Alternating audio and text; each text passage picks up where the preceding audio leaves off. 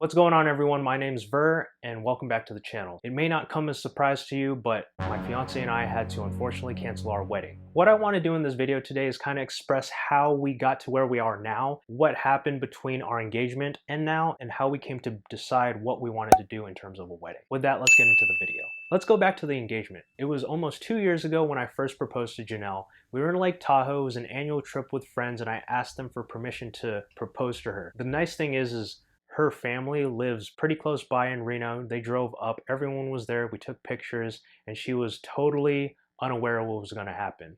It's funny because just 30 minutes before I proposed to her, she was yelling at me, screaming on the back of a jet ski because I was going way too fast on the water. So now with wedding planning, my whole life, I wanted to get married in a church, have a grand wedding with, all my friends and family. All of a sudden, I discovered how expensive weddings truly are. So one of the things that was already against us in terms of expenses was we live in Los Angeles. We wanted to have the wedding here. We wanted to get married in a church here. And also venues aren't that cheap around LA.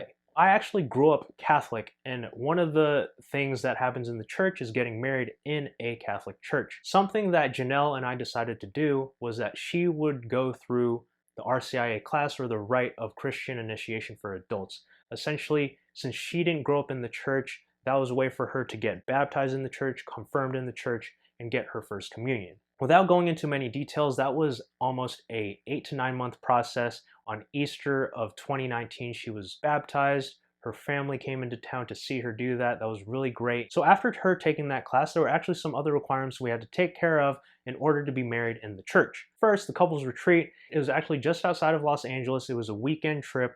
We stayed there overnight where we learned more about each other. There was some, exercises on what things to talk about, questions to ask financially, spiritually, background, all that stuff. After the retreat, we actually had to do a couple more things, like sign a form that proved that we were not married in the past. We also had to speak to a couples counselor, and then we scheduled our wedding.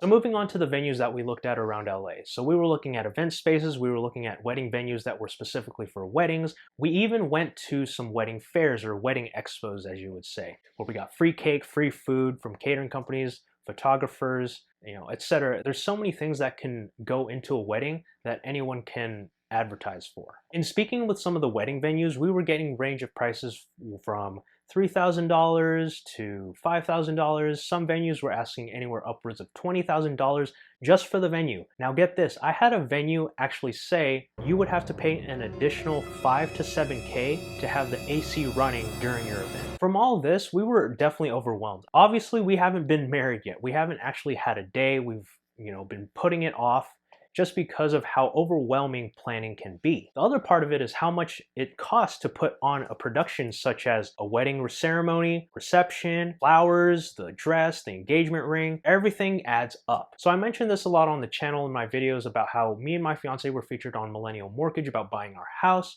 which turned into a reaction video, which turned into a confrontation video. What I'm trying to get at is it was such a busy time in our lives, not only from those videos, but also Janelle was considering going back to school. I was switching jobs. That same week that the CNBC Make It video came out, I actually had a phone call with a close friend of mine asking him, should I spend $20,000 on a wedding? Or should I just go to the courthouse, spend a couple $100 to get it done? That phone call went a little like this. Welcome to the Graham Stephan Show. What's going on? Hey man, long time listener, first time caller, huge fan. So this is actually a dramatization of what the actual call was like. This happened a few months ago and it wasn't posted on YouTube due to sound issues on the phone call, but it did happen though. And Graham did give some good sound advice on where our heads were having a cheaper wedding and saving and investing that money. I mean, it all comes down to what we value. He even offered to give us some Chick-fil-A coupons for catering for our wedding, but they expired in March. Anyways, here's something I wanted to share with y'all that I asked him. So I got one last question for you. Would you come to our wedding to make Millennial Wedding happen? So given that the wedding's canceled, he may or may not come if we reschedule in the future. If it happens, millennial wedding or millennial marriage, matrimony, whatever you want to call it, we'll just have to wait. After that call and after the CNBC Make It video, our priorities changed a little bit in the year prior to that. We got engaged in 2018. 2019, we said that we wanted to purchase a house. We had this some amount of money, and you noticed in the video it was $60,000 or something like that. That money obviously could have paid for a wedding. However, as you can see, our priority was to get a home for ourselves, stop paying rent, pay something down or into that we can gain equity on a monthly basis rather than paying someone else. Changing our priority to that, it is sort of out of order because considering that the normal thing to do would have been get married first, then buy a house together. But honestly, it ends up being the same thing if we buy a house and then get married. The interesting thing about getting married at the courthouse is it doesn't seem that special. However, I see celebrities get married at the courthouse all the time, and celebrities obviously have a lot of money. They can put on a huge wedding if they wanted to. I also have friends who just get married at the courthouse, or they just go to the courthouse wearing t-shirt and jeans or even their pajamas just to get married, and then bam, it's official. Obviously, growing up, going to weddings and whole productions, I thought it was this huge special thing that needed to happen, and that was the only way to do it. But when I think about it, even my parents only got married at the courthouse, and then they had a small get-together. I was only a couple years old, but from what I remember, it wasn't that big of a thing, but to them, it was so special. It was a big thing. Moving forward to now, I just got a call from the courthouse saying all appointments for wedding ceremonies have been canceled. Like I said, we weren't surprised by this because of what's going on, and now we're asking, what are we going to do from here? Some of you might already be thinking, but it's a special day. You should celebrate your day. There's no amount you can put on how much it costs to plan a wedding. Consider the things that I mentioned before, like charging extra just to run AC on the day of, and it's not just a small fee of $10, it's like a fee of a few $1,000. The thing is, with the wedding ceremony being canceled now, our marriage license actually expires the day after our appointment was going to happen. So I'm not sure if we have to renew our license for a fee, or if since this happened, will they be doing it for free as well as rescheduling our appointment for free? I'm not sure.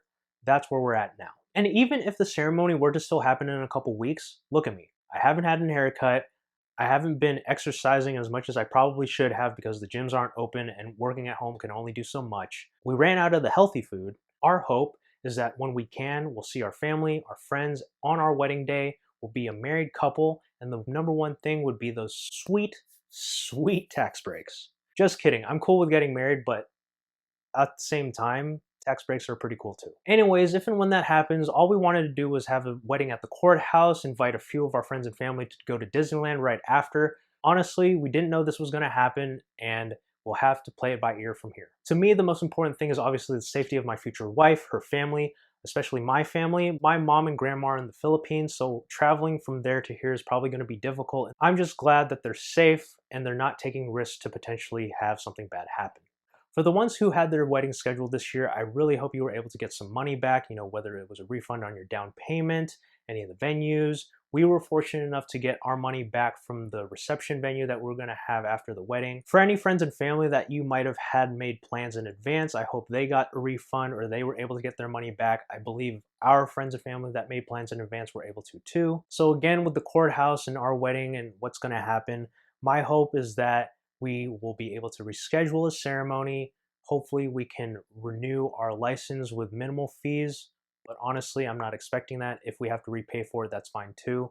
It's still cheaper than a $20K wedding. That said, thanks so much for watching the video. And by the way, if you have Amazon Prime, you actually get a free subscription that you can use on Twitch where you can subscribe to your favorite streamer. Wait a second. Actually, I was supposed to say, please smash the like button, hit the subscribe button, little notification bell so you know the next time that I post on my channel. But for real, if you do have Amazon Prime, you have a Twitch Prime sub as well. Doing that as well as subscribing to my channel here on YouTube really helps the channel out a lot, so I really appreciate that again. If there is anything that comes out of this situation, we were able to say that we bought a house and realized that you don't need to spend tens of thousands of dollars just for a wedding. Because in the end, a wedding is hardly one day versus marriage is a lifetime. One last thing before I wrap up the video is if you're interested in investing, and since I mentioned a lifetime, investing over a lifetime is actually very beneficial, I posted a link down in the description below to Webull, where if you deposit $100, you could get 2 free stocks. 2 free stocks where one of those stocks is valued up to $1,400. Thanks again, everyone, and we'll catch you all next time.